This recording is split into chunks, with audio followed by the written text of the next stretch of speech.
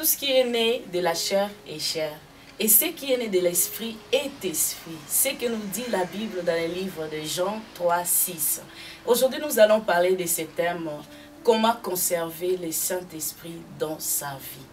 Je suis la servante de Dieu, Maman Bijouti, Maman Zambi, de Samuel Ndonga Ministry, et votre émission, La Femme Intelligente. Vous savez, au travers de cette émission, nous voulons aider nous, les femmes, afin de découvrir ce que nous sommes, ce que la femme est, ce que Dieu pense de la femme, ce que Dieu a mis dans la femme. C'est pour cela et cette émission, votre émission préférée. Et aujourd'hui, je reçois une servante de Dieu qui nous vient de Utrecht, un peu de loin. Elle va nous parler de ce thème que je venais de vous citer bientôt. Et il s'agit de la femme de Dieu, la servante de Dieu, Maman Isabelle, que j'aimerais saluer. Maman, bonjour. Bonjour, maman. Ndeni, santé. Santé, maman, pour la grâce de Dieu. Amen. Dans ce pays, vraiment, quand il y a un plateau, il y a Samuel Ndonga Ministry, émission La Femme Intelligente. Amen. Alors, nous avons présenté Maman Isabelle, ceux qui ont s'adresser. Et pas il y a des internautes, on a vu pour la première fois dans Samuel Ndonga Ministry. C'est vous bien mon gozanani, vous pensez comme on a vu complet. Nzambaza Malamu, Nazali, Maman Isabelle, servante de Dieu, mariée, mère de 3 enfants. Naza mariée na papa Kavena. Amen. Tu vas dire Mboka Utrecht. Par la grâce de Dieu, vraiment, Tozo Bunda.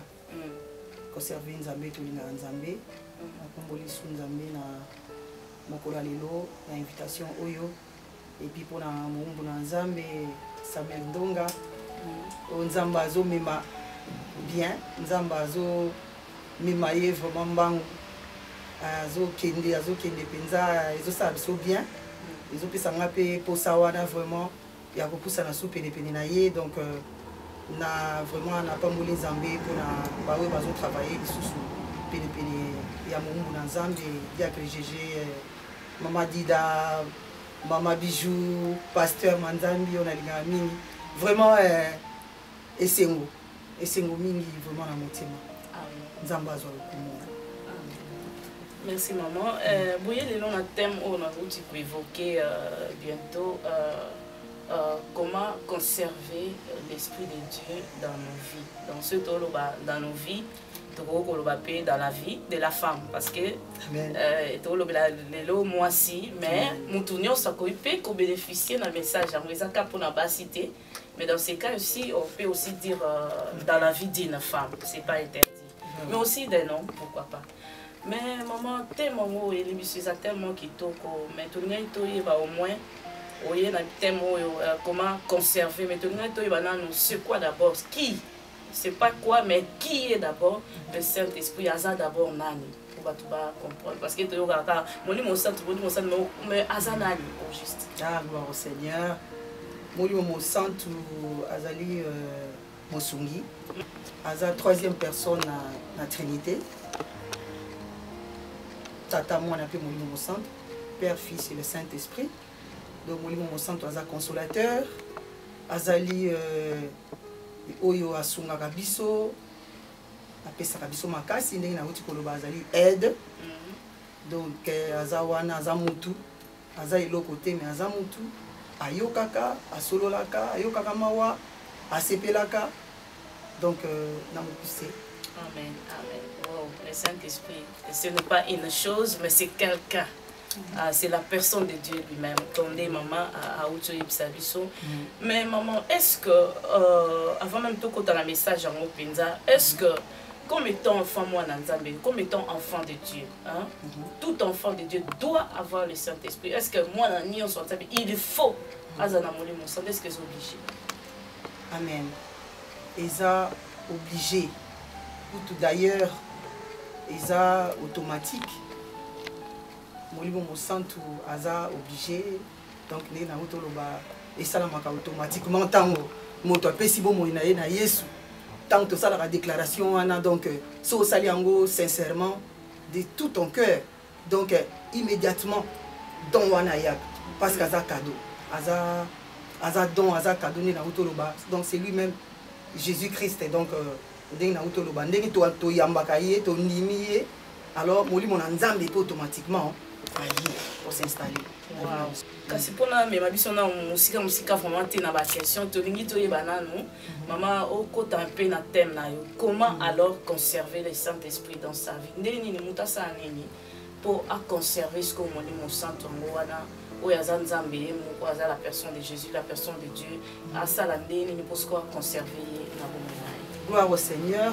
En tout cas, na meka ko méditer ko soit temps na ibike ba thème ezebele mais en tout cas na vandaki na mona ki penzaki non Saint-Esprit aza na base na biso bana nzambe.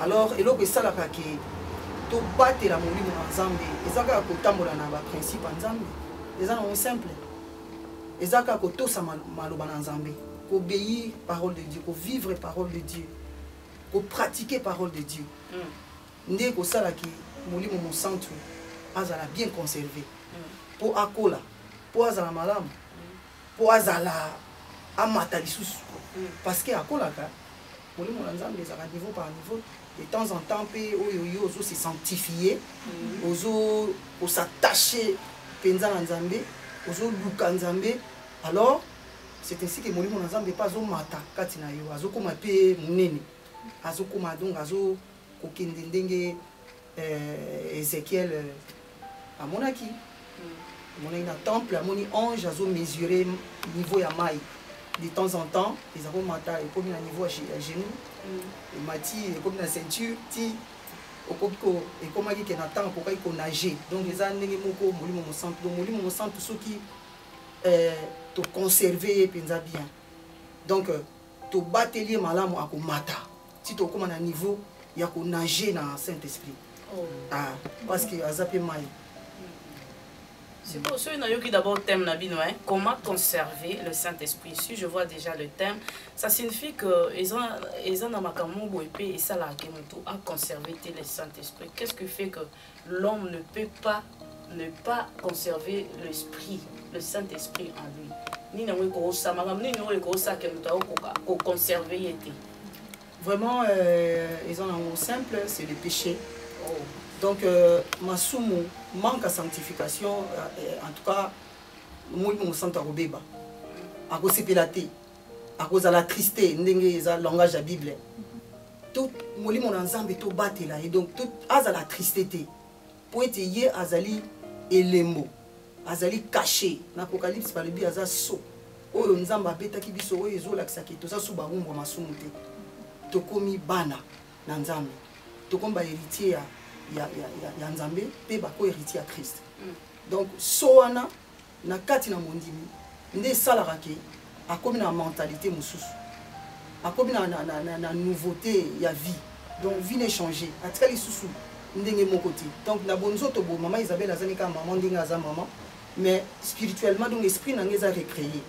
Donc identité nanga na spirituelle est changée. Donc esprit nanga est comme ndenge mususu. Donc comment on a par les actes.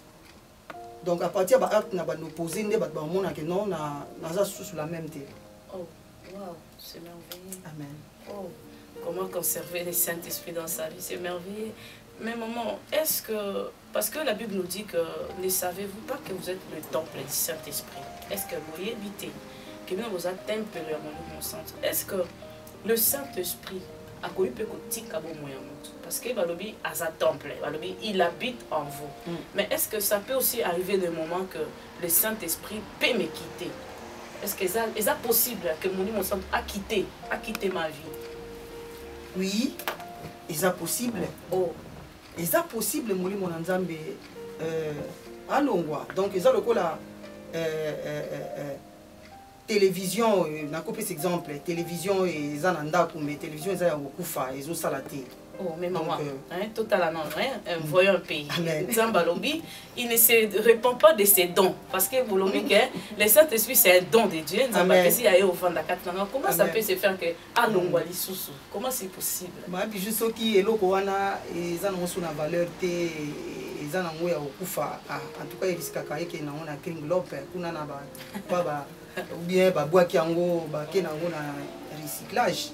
Ce que eloko wana ezana suna valeur te et comment on a un sous donc toko bois kango donc vraiment et l'autre cause en ango mais ceux qui ont ça la sur le côté ils ont sunga biso le côté kufi nango donc les ndenge mo le cause existé donc molimo mo santu artiste donc des bible lobby na langage la bible mais toko le bape alongwaka azate parce que ceux qui kaka nzoto mutezo sala molimo na nzamba azati susute donc c'est que azate mais quand on longwa nini botala ngana likambo parce que je ne comprends pas comment est-ce que l'esprit peut me quitter malgré que aza attristé aza koko za la attristé na acte danga na masumu nanga mini na kotika nga maman parce que normalement aza yanga te aza yanga nzamba pesanga aza mosungi nanga aza wana aza consolateur nanga aza mon guideur mais comment est-ce qu'il peut me quitter molimo mo santu maman en tout cas alongwaka toko lobaka alongwaka azaka tristé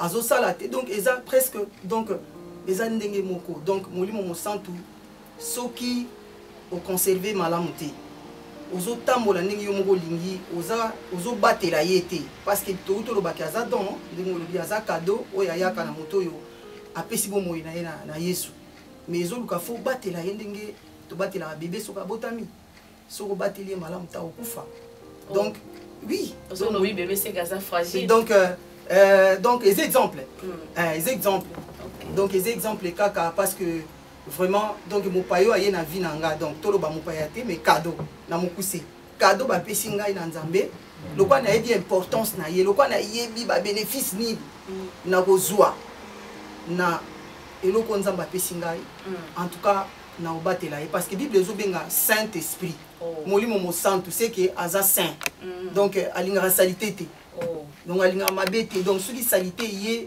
en tout cas ye vraiment azokoma na ye akomene attristé donc vraiment et comme atina temps soki o se repentir te molimo na nzambe akosala lisu te comme maman son natali moi saint esprit est-ce que elingo la kisa que on est saint parce qu'on a le saint esprit est-ce que amen maman wow amen donc sans le saint esprit toza sainte donc biso tokomika ba santu à partir ya molimo mo santu oyo aye ko habiter kati na biso yende asali ke biso tobengama ba saint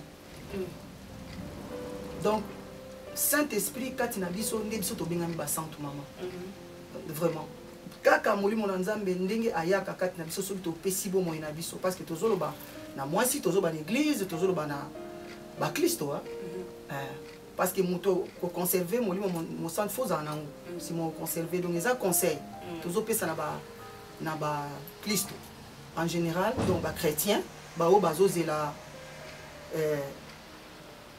départ au bazozela enlèvement de l'église amen au bazozela donc nazo s'adresser l'épouse il y a Christ amen parce que épouse esengeli à se sanctifier yesu alobi ala kozwa église sans tache ni ride ni quelque chose de semblable donc église esengeli se sanctifier pour être molimo na nzambe a continuer kopela molimo na nzambe a continuer kosala pour être tango yesu akoya tone tolama yango wana importance à conserver molimo mo santu ezali malamu na bomoi na biso obéissance yango ezosala obéissance à parole de Dieu nde ezosala ke molimo na nzambe avanda malamu asepela pe abota lisusu bambuma ebele na bomoi na biso na mikai kotala mwa moke na mokanda na nzambe peut-être histoire eza molai tokotanga na 1 Samuel so totali histoire ya bana Élie le sacrificateur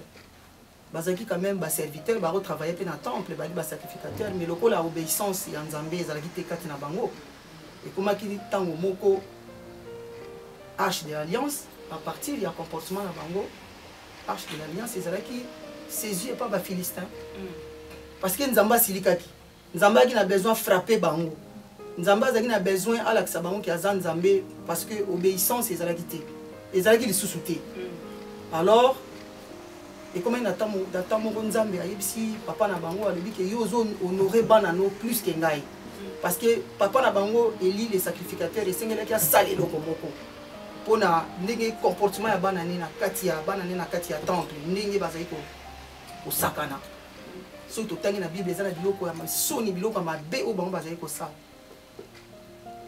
mais papa na bango ye azali kopekisa bango mais akomaki mpenza na niveau te ou bien longola bango na mosala wana ou bien azwa badécision moko boye alors nzambe aya kosilika ntango nzambe asiliki ekomaki na ntango moko nzambe apermettre ke guerre eya bafilistin baatake bango ofini na fine toyebi makambo nini eleka na bomoi na bango à partir na bango arche de l'alliance babotola yango bango bakufa et puis nouvelle ntango ezongaki na mboka eboma mpe bato ebele donc so totali bien donc bon tokoloba mpe ndenge na question mama olobaki cet esprit akolongwa mpe parce que ntango na bango présence ya nzambe elongwaki na temple mpo arche de l'alliance ezali kosymbolize présence ya ye moko nzambe na kati ya libota wana ntango guerre eyaki arche ezalaki retenu ntango molai alors eyaki na désolation eyaki na mawa eyaki na pasi combien de personnes bakufa parmi ya bana ya ye eli moko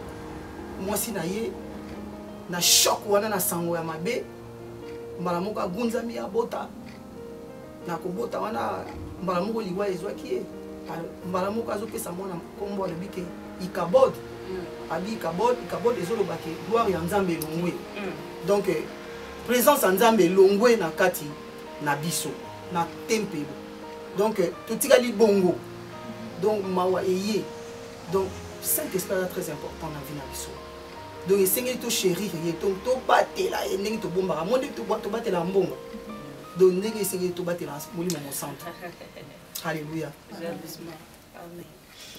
Alors maman, waouh, to batela ye koleka mbongo.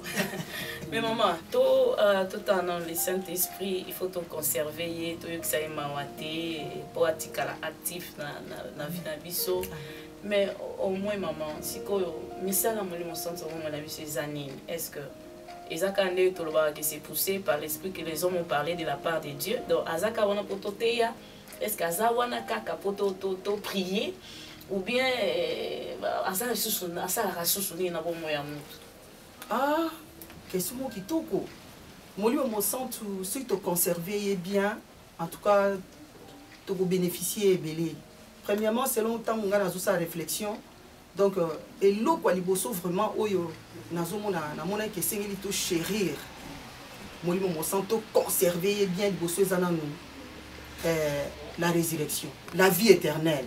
Wow. Donc même Bible le dit pour la Bible même nous autres on a ekufi pour na masumu mais molimo na vivre pour la justice donc molimo mo santo akufa raté donc même nous autres on a ekufi lelo bakundi ngai mais lokola Saint-Esprit akufa raté au son de la trompette na ko c'est quoi parce que Bible le bien kuna na 1 Thessaloniciens 5 soto tangi lokola tozana temps moké apôtre Paul a dit que tango quand j'ai sonné trompette d'abord ba kufi kati na Yesu liboso mutu ba oseko et là, on dit que c'est qui sabango et ça molimo mo centre oyo bazana ngo. Amen. Ndeko bomba Saint-Esprit yeba ko batela ye conserver donc chéri ko leka nyonso na bomo inayo parce que et loko liboso ya kitoko oyo kozwa au travers du Saint-Esprit za vie éternelle. Oko c'est quoi même les lonzo te kufi liwa ezwinga ina kufi mais lokwa molimo na nzamba kufa te kati na ngai tango trompette ko beta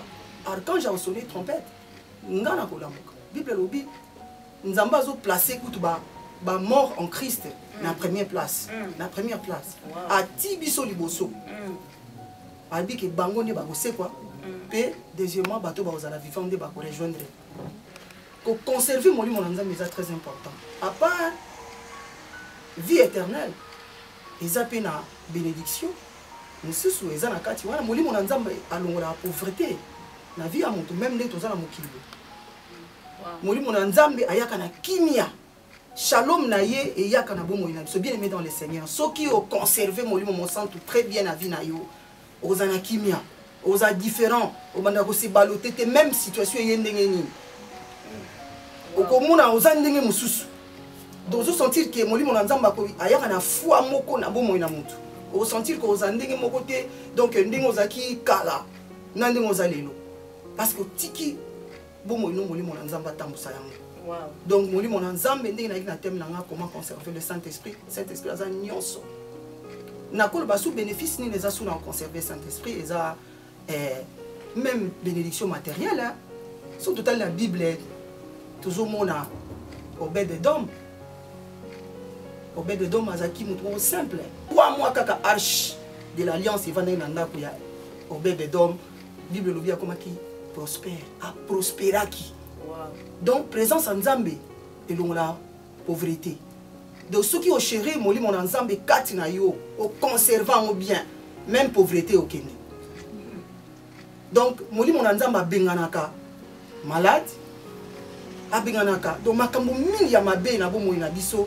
Saint-Esprit soko tikeli esika au batelier penza au tiki ya vanda parce que hier amoni ça me rappelle quoi moto akotumba maladie akotumba ba microbe ba makambe belé oya mabe to zaka na bomo na biso Saint-Esprit est capable à longola et puis même prospérité moli mon nzamba ayaka na ngoya ngba kebeli to so mona ki asaki ngelo côté mais tant akuten na Yesu tant azu moli mon santu kati na ye abateli moli mon santu wana abandi koko tambola na molimo mo santo mona mutona pauvreté longo.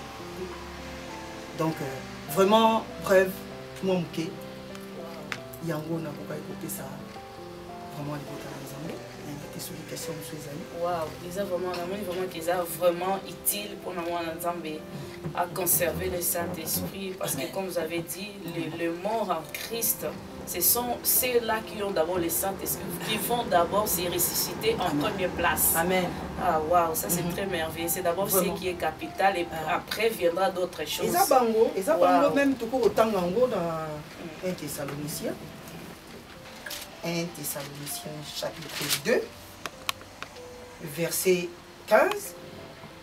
Bible lobby. Voici en effet ce que nous vous déclarons d'après la parole du Seigneur.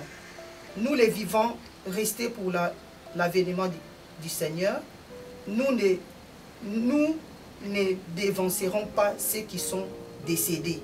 Car le Seigneur lui-même a un signal donné à la voix d'un archange et au son de la trompette de Dieu descendra du ciel et les morts en Christ ressusciteront premièrement. Ensuite, nous les vivants qui serons restés, nous serons tous ensemble enlevés avec eux sur des nuées, à la rencontre du Seigneur dans les airs. Et ainsi nous serons toujours avec le Seigneur. Consolez-vous donc les uns les autres par ces paroles. C'est ça que nous faisons maintenant. Donc, il y a toujours ça là. Bible l'obindengwana. Donc, moli mon nzambe soki au bon bien et au tikotanga, même liwa ezui olelo, o sait quoi. Yango zo mona Yesu tango Lazare akufi ye ayebisi déjà ba yekolina ye ayebaki parce que Nzambe alobi Lazare mon ami est mort abi nazo kende ko sekwisa to ko rectifier place wana alobi Lazare mon ami il dort nazo kende ko réveiller ye abi ami na ngai Lazare azolala nazo kende ko la musayi. Donc Yesu azo benga liwa pongi. Donc biso bana nzambe soto kufi tolani. Vraiment nzambe na biso za malamu. Soki to kufi elongo na Yesu to kose quoi. Donc to conserver molimo mon santo bien aimé dans le Seigneur. Molimo mon santo aza nyonso aza moteur ya vie chrétienne. Donc aza yende mtasala kaete au servir nzambe, to servir nzambe. Yende asala kaiti to remporter ba victoire devant ennemi o ya telebili biso le diable Satan zobundisa biso na ba niveau nyonso mais le quoi moli mon nzamba za kat na biso ko pesa biso ba capacité à ko gagner yango ne sengi to conserver en marchant dans les principes de Dieu, en obéissant à la parole de Dieu, en pratiquant la parole de Dieu. Yango ne ko sala biso to ko gagner bataille o to za nango yango wana. Donc moi muke dans alaki nango na yeli libota na Nzambe na après-midi. Donc maman, question pénale mon c'est à souka et ça que donc on conservera le Saint-Esprit biso mo to conserver penza mais soto yoki okoloba boy. Donc ceux qui ont déjà conservé le Saint-Esprit dans sa vie, c'est que automatiquement à concevoir la vie de la présence de Dieu, c'est ça aussi. Amen. Donc Saint-Esprit zayi moko Amen. donc présence en Nzambe isa ye wana Saint-Esprit toujours. Donc dès que tu as olobake ye azo komonisa mana bato misato. Tata mwana pe molimo mo centre. Amen. Donc tant tozo batela molimo mo centre donc tozo batela nzambe yemoko tozo batela yemoko Yesu Masia. Parce que yemoko Saint-Esprit aza yemoko Seigneur Jésus. Yemoko Christ mutavanda rakati na biso par la personne du Saint-Esprit. Parce que lokola azalaki ayaki na bomoto alataki nzoto esengelaki akele. Ko aya na molimo po akota pa na biso nyoso bato nyoso bakondima. Voilà ma bijou ezo senga tant que moi nzambe faut ça la vraie conversion pour molimo nzambe penza aya ko s'installer. Pour moni repentance pour ça la ngo chaque jour. So na sali mabe na se repentir. So ki na fingi mutu hein donc ezati na finga bato hein na toza bana nzambe. So ki esali ko kwei au se repentir mais conversion donc la vraie conversion c'est très important dans la vie à mon nzambe pour donc on a un Saint-Esprit aya ko s'installer. Hein donc so ki au sali vraie conversion ah on écoute un nzambe. Yemoko molimo mo centre yemoko Yesu aye pour vendre 4 € par la personne du Saint-Esprit. Ndabando tambu sabo mo na yo Saint-Esprit que bat ba mona penza ke muma ya kitoko. Bat ba mona penza que non oyo atikali susu moto akalate. Vieil homme akufi.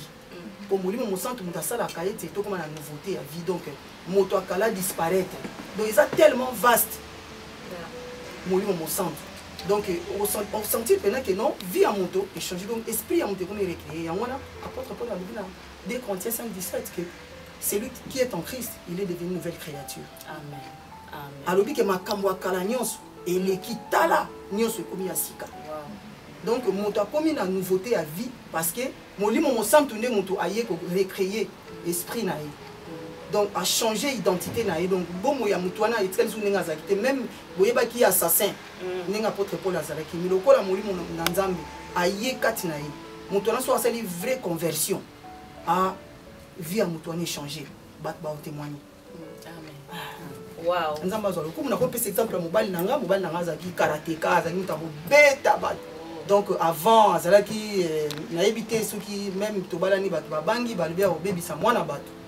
Mais lelo vraiment nazo ko témoigner à za vraiment mosali na nzamba na mona nzambe parce que molimo na nzamba ya kati na ye a longola biloko nyoso wana donc comme une nouvelle créature abeta rasu batute donc kimia et côté na bomo ina donc changement et donc molimo na nzamba ya na changement na vie na biso. Amen. Amen. Okomona okotika la kala même te so molimo na nzambe so bomoni mona nzambe wana azolo baza mona nzambe même azana une église azosela nzambe so bomoni kati na ye bokala ezaka moto akala nanu akufite c'est que na sa livre conversion te azane wana azo travailler na ye azo ganga na ye ezape na basali na nzambe belé pe baza bongo azo sala pe miracle mais tant on mona mboma kitoko ezate parce que bible bien on reconnaît l'arbre par son fruit tant on mona misala nzoto kati ne fe ba ke mutoyo misala nzoto na kufite donc azana besoin ya vraie conversion sima molimo na nzamba ye ko recréer yende abandi sous ko sala ba pa ya sika nde nzamba osepela. Amen. Kola zaloku. Wow. Namoni que ça tellement molimo centre ça vraiment essentiel na bon moyen de c'est un thème qu'on ne pourra jamais finir par seulement une émission comme ça. Non, non. Je pense bien que nzamba osali so opportunité muso so que ça so pour camper pour continuer na thème mais sinon avant même tout comme na souka est-ce que vous avez na moya fin par rapport à comment conserver le Saint-Esprit dans sa vie? Vraiment nzamba zaloku donc il n'est jamais trop tard de to loba. Donc même les lots de quoi Rolanda vraiment ceux qui a senti que moté manaye tout ami à cause ça naye conversion donc à cause senga de boson nzambe bolimi ça se repentir même ceux qui a sala qui mabe et ça nango possible ozonga lisusu ole la nzambe na yo bonde la nzambe na yo o ça la vraie conversion pour molimo na nzambe aya na bomo na yo parce que yende à sa base yaza nyonso ko ka mawate même et cause à laquelle ozo kokate osala ki boyo za l'église mais ozo sentir vie na yo za tant mususu okweyi tant mususu sali boyo ozo yeba pena que ozo se pensa nzambe te mais il n'est jamais trop tard avec Jésus donc lelo kaka okosala na yo penza ozwi décision lobi ke ngana lingi vie na ngana pesa ngo po liboso fo pesa vie soko pesi na yo bomo inote molimo na nzambe pa koyate azane cadeau mais ya tota la sincérité ya mitema na biso azo mona pena ke o pena ndimi pena tika monde akabwana pena na monde sima nango soko sali bongo molimo na nzamba akoya tokoloba ndenge toloba ine bandelike akoya ko cachete akotia yo so akoya ko tia yo caché parce que Saint-Esprit a caché et que ça la siko que olongwe na boumbu parce que molimo na nzamba azia kat na biso pona et azotia elembo kat na biso ezo sala ke tozali susu baumbu na masumu te mais tokomi bana na nzambe po obenga mwana nzambe esengeli opesa bomoi na nyonso na Yesu sima molimo na nzamba ya kotia yo caché caché wana nde ezo symboliser ke olongwe na esclavagisme ya masumu okomi mwana na nzambe ozana droit obelela aba père amen ndenge bible lobi na mokanda ya Galate 4 ceux qui na bosani te na sekuna na 9 b8 alobi Yesu azoloba apôtre Paul Pito apôtre Paul alobi ke lokola boza bana yango nzamba apesi bino molimo ya mwana oyo egangaka kati na bino aba tata elingi koloba boza lisusu bawumbu te me bokomi bana amen bokomi bahéritier ya nzambe pe bako-héritier ya Christ. Donc comme vous êtes fils, Dieu vous a donné l'esprit de fils qui crie à vous Abba Père. Donc molimo na Abba Tata et puis ça veut dire na bana so za mwana te ko ganga na yo parla la langue. Rien. Il faut être d'abord fils. Faut za mwana. Wow. So ko mi mwana ya nzambe. Ah. O soko mwana nzambe se ko za na caché wana. Caché wana zo croire que biso nous tozali atozana ngo. Amen. Yango ezo symboliser que toza so ba umbu te. Tokoma bana na nzambe. En tout cas, on a le na lobaka yango wana Isaïe 40:31, ceux qui se confient à l'Éternel renouvellent leur force. Soko koyaki telema. Amen.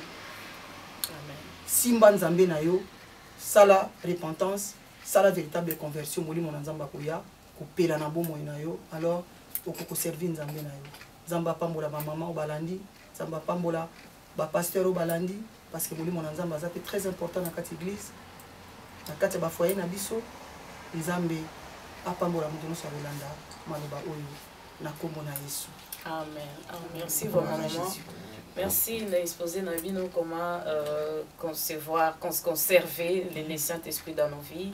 Merci vraiment Nzamba Pamali, vraiment c'était clair. Je pense bien que maman nous va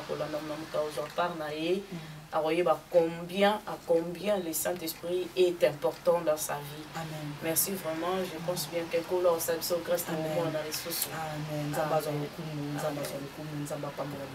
Amen. Et oui, vous avez vu que c'était vraiment merveilleux, c'était vraiment important de savoir comment conserver la personne du Saint-Esprit dans sa vie. Alors, maman Isabelle nous a dit que le Saint-Esprit, c'est la personne de Dieu lui-même. C'est un cadeau que Dieu donne à tout enfant de Dieu, à toute personne qui a cru en Jésus-Christ, qui a reçu Jésus sincèrement dans sa vie. Alors, le Saint-Esprit est là, il est très capital pour ta vie. Il va t'aider.